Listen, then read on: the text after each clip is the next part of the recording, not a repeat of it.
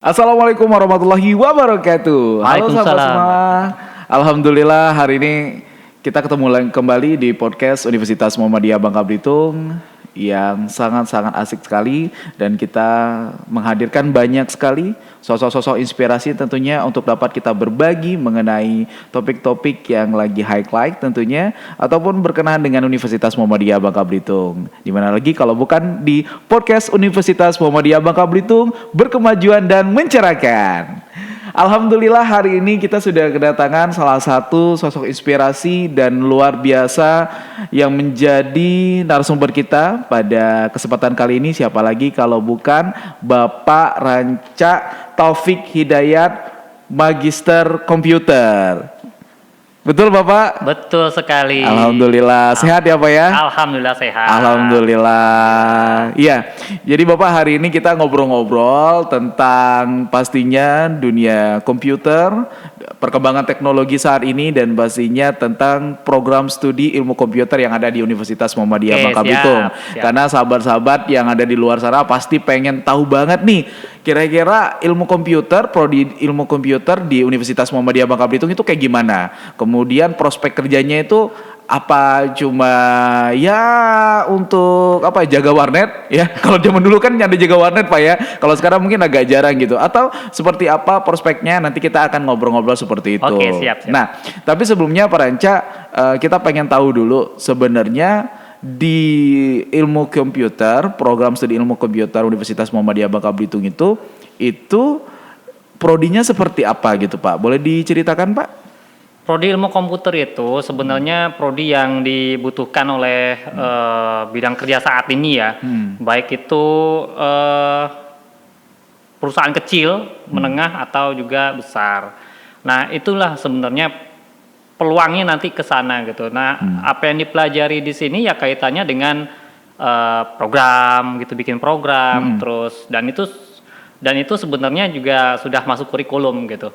Nah, gitu. Jadi memang saat ini apalagi perkembangan dunia industri seperti itu memang sangat diperlukan sekali gitu Pak. Nah, berarti di kurikulum ilmu komputer khususnya di Universitas Muhammadiyah Bangka Belitung memang sudah dipersiapkan agar mahasiswanya siap untuk masuk ke dunia kerja gitu Pak. Ya, bahkan kami ini bisa dibilang mendukung program pemerintah ya, khususnya ialah digital talent. Di mana digital talent itu kan yang diperlukan itu misalnya tenaga ahli atau siap pakai di bidang AI. Nah, itu nanti akan menjadi bidang kami nanti di sana. AI itu bidang seperti AI itu apa? Maksudnya misalnya seperti pendetektif wajah gitu yang ada di bandara itu kan, misalnya gitu. Nah, kalau di luar negeri itu kan dia langsung akses ke database, misalkan ada yang di blacklist misalkan kan, ada bandit misalkan atau penjahat itu. Nah, itu langsung bisa ketahuan di bandara dan bisa dicekal gitu. Oh, jadi memang sudah ada memang kurikulum pun sudah dipersiapkan untuk seperti itu di sini. Iya, jelas. Oke. Kemudian apa lagi Pak yang dipersiapkan oleh program studi ilmu komputer, kurikulum yang lain yang memang ini loh yang ada di kami, yang ini loh yang ada di prodi Ilkom Unmu Babel, nggak ada di prodi yang lain, seperti apa gitu Pak? Ya, kalau memang fokusnya nanti ke situ ya, ke situ, dan penerapannya juga nanti dengan menggunakan kurikulum yang sudah dibuat, yang sudah kami rancang. Nah, itu nanti mahasiswa itu diminta untuk menguasai program. Oke. Gitu. Jadi untuk mendukung program pemerintah itu yang digital talent itu sebenarnya seperti itu, nanti diarahkan ke sana. Oke, digital talent gitu. Kalau kaitannya sama konten kreator, nah itu kalau saya pribadi lihat video-video sekarang itu yang dibuat oleh mahasiswa-mahasiswi Ilkom itu kayaknya videonya udah mulai ke ke ranah-ranah packaging konten kreator, masuknya memang dibutuhkan oleh dunia industri saat ini. Itu memang kayak gitu Pak sekarang? Iya, memang bidang IT itu kan luas ya, itu tergantung minat mereka nanti ke sana gitu. Nah, memang salah satu peluang kerjanya memang di kami itu sudah rancang mengenai kreatif, desainer kreatif gitu, termasuk konten kreator di sana. Seperti itu. Di situ nanti bisa jadi video editor, ya seperti itu nanti. Oh, jadi memang konten kreator juga udah masuk ke dalam salah satu kurikulum yang ada di Ilkom gitu. Ya, Nah, meskipun teman-teman, tidak secara tertulis di situ ya. Oke. Nah, paling tidak outputnya nanti diharapkan ke sana. Pengembangannya. Ya. Oke. Nah, teman-teman semua sahabat yang udah mulai ngulik-ngulik nih jadi konten kreator di Ilkom, pengembangannya itu sudah mengarah ke sana. Iya. Dan memang ya sangat dibutuhkan. Jadi nggak otodidak gitu ya, Iya. Pak ya. Jadi memang sudah dipelajari dari hulu sampai hilirnya sehingga konten-konten yang dibuat nantinya itu benar-benar profesional. Ya, harus itu. Oke. Nah, kemudian kita bahas terkait mengenai dunia perkembangan IT juga nih, Pak Ranca. Ya. Nah, kalau sekarang, kalau saya nggak salah, saya pernah baca di sebuah artikel, katanya prosesor itu kan apa ya, bahasa saya orang awam nih, itu kan otaknya komputer ya, Pak ya? Betul-betul. Nah, sekarang itu katanya udah ada pengembangan prosesor-prosesor yang baru, kalau nggak salah gitu, Pak. Ya. Itu betul nggak, Pak, informasinya? Kalau masalah perkembangan teknologi itu kan memang pesatnya ya. Contohnya waktu zaman saya punya komputer di rumah itu sewaktu masih di Jakarta sebelum pindah ke sini kan, itu komputer 286. Oke. Samsung kan, Samsung. yang masih pakai floppy disk gitu kan, yang masih pakai yang floppy disk yang gede gitu kan, yang 5/4 itu. Nah sekarang juga nanti berkembang teknologi kan menjadi komputer juga semakin tipis kan, kayak laptop sekarang kan. Waktu zaman saya tahun berapa itu, tahun 80 gitu kan, itu kan komputer masih barang mewah lah gitu kan. Sekarang kan sudah cukup terjangkau gitu. Nah terkait dengan prosesor itu memang benar ya, bahkan nanti itu akan jauh lebih kecil lagi ukurannya. Kalau sekarang kan dia pakai teknologi nano ya, mungkin pakai teknologi yang lebih kecil dari nano itu. Nah gitu. Artinya apa? Artinya dalam satu kotak kecil prosesor itu bisa banyak transistor yang bisa masukin ke sana, dan otomatis itu akan mempengaruhi kinerja. Jadi dia semakin speednya tuh semakin kencang. Gitu. Berarti memang semakin maju, semakin hari memang perkembangan dari dunia teknologi itu memang disesuaikan dengan kecepatan yang dibutuhkan oleh manusia gitu. Ya, gitu, Pak, ya. Selain itu kecepatan juga, itu kan juga tuntutan zaman juga. Betul. Contoh, game zaman dulu, zaman bahla. Nah, kan cuma pakai floppy disk doang. Sega. Iya. Sega. Kalau sekarang kan itu bisa pakai konsol kan, bisa dicolokin ke laptop misalkan gitu. Iya, saya masih sempat main Sega gitu, Pak. Tuh sekarang juga komputer juga sekarang bukan cuma untuk ketik-ketik, browsing-browsing doang kan, bisa ketik-ketik pakai handphone, pakai laptop misalkan, pakai konsol lagi kan, pakai USB gitu kan. Nah gitu. Nah untuk keamanan itu Pak Ranca, kan keamanan itu juga kan ya IT kriminal itu kan memang sekarang itu udah mulai luar biasa banget diperhatiin gitu. Apalagi yang kasus terakhir yang video shoot itu kan dengar nih kabarnya, informasi yang beredar di media itu kan lewat data cloud gitu ya. Apa ibaratnya itu apa cloud ya? Cloud ya. Nah itu kayak apa ya? Kayak ya penyimpanan atau share data gitu. Nah itu gimana gitu Pak Ranca sebagai seorang kita milenial, saya milenial yang sering banget gunain data, gunain medsos atau share ini share itu untuk menjaga supaya ya data-data di kita itu aman gitu, nggak dipersalah gunakan sama orang lain.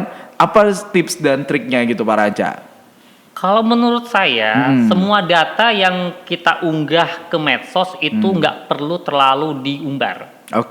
Ya, karena contohnya masa sih kita kasih nomor kode bank kita, kan nggak mungkin gitu. Ini buat apa juga gitu. Tapi pada beberapa orang hal sekecil itu bisa mendatangkan keuntungan buat dia. Gitu. Contoh akun bank ya kan, atau PIN ATM gitu. Kita simpen di laptop kita misalkan, tapi ternyata dihack orang gitu. Lewat mana dia? Lewat jaringan internet. Gitu. Jadi dia menggunakan cloud itu untuk mengakses handphone. Misalnya ya kan. Nah, ada kalanya juga disusupi dengan menggunakan kayak virus macam Trojan gitu loh. Nah, jadi Trojan itu ibaratnya orang baik-baik gitu kan, atau virus baik-baik, tapi sebenarnya dia pada suatu saat tuh meledak di situ. Akhirnya datanya itu nanti kesimpan kayak spam gitulah. Jadi saran saya jangan terlalu mengumbar lah. Jangan, contohnya kayak saya ya. Saya juga semakin tahu itu semakin lama informasi, artinya gini, semakin lama kita memberikan informasi di medsos, contohnya kayak Google gitu kan, nah, atau di Facebook, itu semakin lama semakin tahu orang atau medsosnya, contohnya Facebook itu mengenal kita. Oke. Gitu. Contoh di Facebook itu kan ada orang yang suka selfie di pantai, Iya. ya kan? Iya. Nah, orang itu Facebook itu tahu nanti bahwa orang ini hobinya jalan ke pantai dan kayak moto sendiri gitu, selfiean. Itu tahu dianya. Makanya nanti dari Facebook itu akan kerjasama dengan misalnya kayak Google AdSense gitu kan. Nah, itu nanti dia nawarin barang yang terkait dengan apa yang dilakukan gitu. Pantesan kalau misalnya Instagram nih, saya kan ini kan suka MC gitu kan, kerja saya lainnya. Kok tiba-tiba ada muncul tentang ya entah mic, entah baju. Iya, itu dari preferensi yang kita buat. Oh gitu. Itu artinya itu software itu sudah pinter. Artinya dia bisa mendeteksi habit kita di situ. Dan itu pakai AI, pakai kecerdasan tiruan atau kecerdasan artifisial namanya. Nggak mungkin bisa berdiri sendiri. Iya. Saya baru ngeh itu, Pak. Pantesan kalau saya buka Facebook atau apa, kok muncul juga iklan-iklan gitu. Iya, gitu. Padahal itu saya nggak pernah. Kebiasaan kita ngakses internet itu dan itu terbaca oleh sistem. Gitu. Contohnya misalkan saya ya sering ke Jakarta misalkan, pakai tiket pesawat A misalkan. Nah, karena sering jalan-jalan itu nanti muncul iklan yang kaitannya dengan tiket pesawat. Harga murah, diskon misalkan, nah itu. Gitu. Jadi agak bahaya juga ya, Pak ya. Makanya jangan terlalu sering mengumbar. Justru yang menjadi masalah ialah data yang ada itu kan pernah ada kasus kebocoran kan? Iya, betul. Nah itu masalahnya ialah untuk mengurangi itu sebenarnya. Ya, ada kasus kebocoran data Facebook itu ada yang bocor khususnya di Indonesia itu berapa juta data itu. Berarti dari foto juga itu memang harus benar-benar berhati-hati gitu. Dibatasi banget harusnya gitu. Jadi jangan terlalu mengekspos diri juga gitu loh. Karena meskipun data itu kecil misalnya, tapi bagi orang yang punya maksud jahat itu berarti banget gitu loh. Contoh nomor handphone kan bisa aksesnya ke Android kan. Di Android itu nanti ada data, misalkan ada inbox di situ, ada contact number di situ kan. Nah, itu bisa disalahgunain dan itu nanti bisa disebarin gitu. Nah, itu bahaya, makanya jangan terlalu mengekspos lah gitu. Saya aja membatasi diri gitu kan. Membatasi ya, Pak ya. Bahkan saya kalau nggak terpaksa tuh nggak bikin medsos, misalkan kayak Facebook atau Instagram itu kalau nggak terpaksa nggak. Gitu. Iya, karena kebutuhan banget baru bikin. Butuh banget baru gitu kan. Gitu. Aduh, luar biasa ya. Ya, bahkan untuk untuk menjembatani ini atau untuk lebih meluruskan niat orang itu supaya mengerjakan yang baik-baik saja di medsos. Nah, itulah munculnya namanya Undang-Undang ITE. Nah, itu. Iya, tapi balik lagi harusnya ke kitanya gitu ya. Preventifnya itu ke kitanya supaya ya udah jangan terlalu diumbar lah, jangan terlalu ini banget. Begitu. Nah teman-teman, sahabat-sahabat ya udah denger kan. Jadi memang ya balik lagi ke kitanya dalam menggunakan medsos seperti apa gitu ya Pak ya. Udah nggak usah terlalu banyak yang diumbar, apalagi informasi-informasi yang sifatnya data pribadi banget gitu, nomor telepon itu mending nggak usah di-share deh di media sosial karena itu khawatir bisa nyangkutin sama privacy apalagi keamanan kita gitu ya Pak ya. Betul. Waduh, apalagi ya milenial seperti ya saya mungkin ya Pak ya. Pantesan kok iklan-iklan sering muncul gitu. Ini saya nggak pernah ini follow tiba-tiba loh kok ada gitu kan. Jadi oke saya udah paham sekarang. Ya jadi memang gitu kita ya. harus membatasi diri kita sendiri ya. Siapa lagi yang bisa mencegah data itu supaya bocor kalau nggak kita sendiri gitu sebagai pengguna akhirnya gitu. Nah hal-hal yang seperti itu mengenai keamanan penggunaan internet ataupun teknologi itu juga dipelajari di Ilkom Universitas Muhammadiyah. Ada etikanya juga di situ. Ada etikanya. Jelas ada etika yang namanya etika digital gitu. Etika digital. Iya. Waduh, saya baru digital tahu ethics namanya gitu. Digital ethics. Ya. Dan itu juga ada Kalau di luar itu ada mata kuliahnya juga ya, dan itu khusus gitu. Oh, jadi ada mata kuliah etika digital. Ya. Dan itu pun membahas mengenai itu tadi, bahwa kita harus ngerem itu tadi. Okay. Bahkan bahwa tidak semua informasi itu bisa diumbar ke publik gitu loh. Gitu. Menarik banget nih Pak. Oke. Nah, terus di Ilkom sendiri itu ada nggak untuk semacam kurikulum yang untuk pengembangan? Kalau sekarang kan lagi highlight-nya juga jualan online. Ya. Nah itu kan memang butuh pemahaman mengenai teknologi yang ya nggak bisa sedikit-sedikit belajarnya. Ya. Itu juga dipelajari juga Pak? Ya, itu sebenarnya untuk bikin platform kayak gitu, misalnya kayak sebut saja Lazada misalkan Lazada, gitu ya. Nah, gitu. Itu kan dia orang tuh kan bikin platform seperti itu kan nggak sehari 2 hari, dia itu ada timnya. Oke. Ya. Tapi untuk basicnya itu apakah dipelajari juga? Sudah dipelajari dan itu sudah masuk kurikulum. Di semester 1 gitu. Oh, di semester 1? Iya, semester 1. Oke. Di semester 1 memang sudah dipelajari basic untuk membuat platform-platform seperti yang ada saat Sasaran ini. kita nanti ialah platform yang digunakan itu web dengan Android. Nah, itu nanti akan dikembangkannya ke platform itu. Oke. Nah, jadi dari dasar yang di semester 1 itu nanti bisa bikin game, ya bisa bikin web gitu, kayak yang di Lazada itu misalkan gitu. Oke, jadi sebanyak yang ada di kurikulum Ilkom Universitas Muhammadiyah Bangka Belitung, kalau saya tadi mengambil kesimpulannya dari awal kita ngobrol gitu, itu memang prospek kerjanya lulusan dari Ilkom Universitas Muhammadiyah Bangka Belitung itu luas banget gitu Pak ya? Luas dan menjanjikan sebenarnya. Oke, karena apa aja setiap itu, bidang kerja itu butuh. Oh. Gitu. Butuh ya. Iya. Kalau entrepreneur kira-kira jadi apa nih? Usaha apa yang tapi kayaknya semua usaha bisa dibuat ya. Kalau di kami itu bukan namanya entrepreneur lagi, tapi ke technopreneur. Jadi menggunakan teknologi khususnya IT untuk buka usaha sendiri gitu loh. Technopreneur. Iya, technopreneur lagi. Bukan ngomong entrepreneur lagi. Udah technopreneur ya, Pak? Iya. Karena kami menggunakan teknologi di sana gitu loh. Dengan menggunakan IT. Karena ada unsur IT-nya teknologi di sana kan, karena jadi ada teknonya di situ. Nah, teman-teman, udah bukan entrepreneur lagi, tapi udah prospeknya udah jadi technopreneur. Nah, itu dia. Wow, ini memang prodi Ilkom Unmu Babel ini aduh, nyesel banget kalau enggak gabung. Kalau enggak gabung nyesel nanti. Nyesel ya. Ketinggalan zaman. Wah. Aduh, ini bagus banget nih Pak jadi tagline. Nanti tagline-nya hari gini gak masuk Ilkom Unmu Babel, ketinggalan zaman. Wah, keren. Itu bisa jadi tagline, Oke nih Pak Ranca, closing statement. Apa yang menjadikan teman-teman di luar sana mesti wajib sekarang daftar di Ilkom Universitas Muhammadiyah Bangka Belitung? Kenapa Pak? Untuk kesempatan ini saya ingin menginformasikan kepada teman-teman semua bahwa kami menerima pendaftaran dengan bonus ya. Dengan bonus dapat laptop. Nah, dapat laptop? Iya.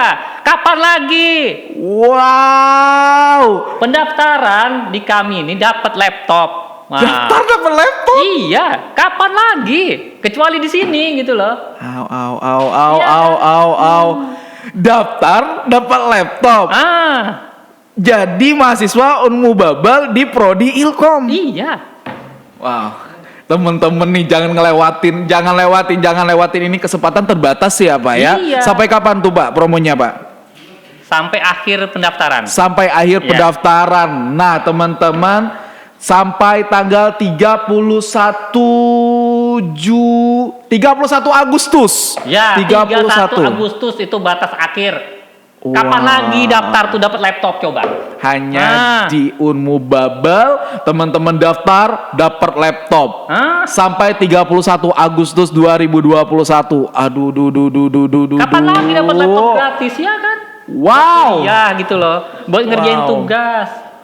Masya Allah, apalagi sekarang kuliah lagi beberapa ini masih pandemi, berarti kuliahnya online. Iya, bisa pasti kuliah butuh mandiri banget juga di rumah kan, kapan lagi gitu loh. Wow. Nah, teman-teman semua udah langsung dengar dari kaprodinya Ilkom, Unmu Babel, daftar sekarang langsung dapat laptop hanya terbatas sampai 31 Agustus tahun 2021 ini ya. Lewat dari itu, udah nggak akan dapat lagi tuh yang namanya laptop ya. Waduh, oke deh. Jangan sampai nyesel lo ya. Tuh. Jangan nyesel ya nanti kalau nggak dapat laptopnya ya. Jangan telat. Oke. Nah, thank you banget nih Pak Ranca nih. Aduh banyak banget nih saya dapat ilmu, yang pastinya teman-teman juga yang dengerin, yang nonton, kita pasti banyak dapat ilmu. Dan terima kasih banyak. Semoga Ilmu Komputer Universitas Muhammadiyah Bangka Belitung itu langsung cepat untuk go internasionalnya. Amin. Terima kasih banyak Pak Ranca. Sampai ketemu ya Pak Ranca ya di lain kesempatan. Tetap sehat ya Pak ya. Gila, thank you. Nah, teman-teman semua udah dengerin ngobrol-ngobrol kita hari ini, luar biasa banget. Banyak hal yang kita dapatkan, inspirasi-inspirasi pada kesempatan kali ini. Dan satu tagline-nya, kalau sekarang belum daftar di Ilkom Unmu Babel, pasti ketinggalan zaman. Apalagi promo terbatas hanya sampai dengan tanggal 31 Agustus 2021. Teman-teman daftar di Universitas Muhammadiyah Bangka Belitung langsung dapat laptop. Wow, saya aja ngomongnya kelibet karena saking senengnya. Seneng banget nih bener. Jangan sampai ketinggalan, promo ini sangat-sangat terbatas sekali. Oke, nah kita tunggu kehadiran teman-teman untuk gabung di Universitas Muhammadiyah Bangka Belitung. Dan sampai bertemu kembali di episode yang akan datang. Kita ketemu di podcast Universitas Muhammadiyah Bangka Belitung, kampus yang berkemajuan dan mencerahkan. Wassalamualaikum warahmatullahi wabarakatuh. Bye-bye.